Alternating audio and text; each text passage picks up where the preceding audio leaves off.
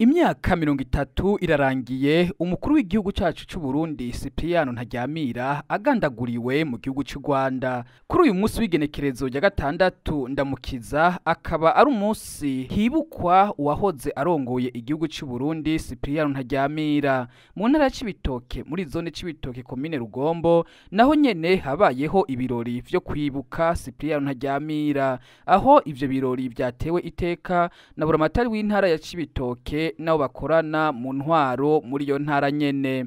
Abaserukira imigambwe yemewe n'amategeko nabo nyene bakaba bari bateye iteka ivyo birori. Abene gihugu muri rusangi nabo nyene ntibari batanzwe muri ivyo birori. Ivyo birori vyatangujwe n'amasengesho aho amadini yose yaserukiwe.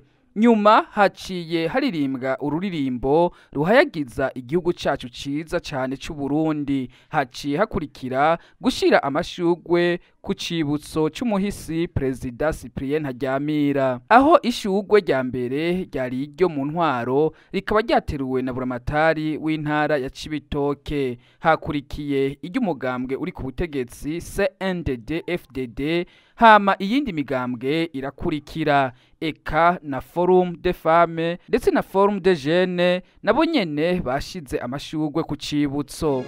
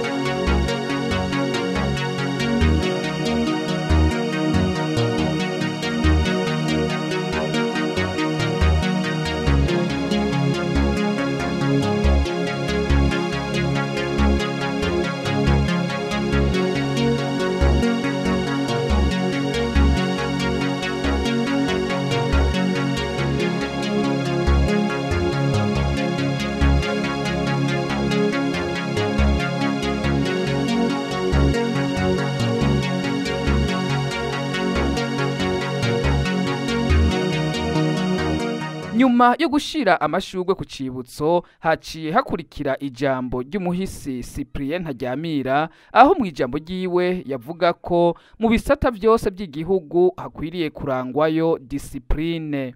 Twabamenyesha ko nyuma y'ijambo ry'umuhisi ibirori vyaciye bisozererwa n'isengesho.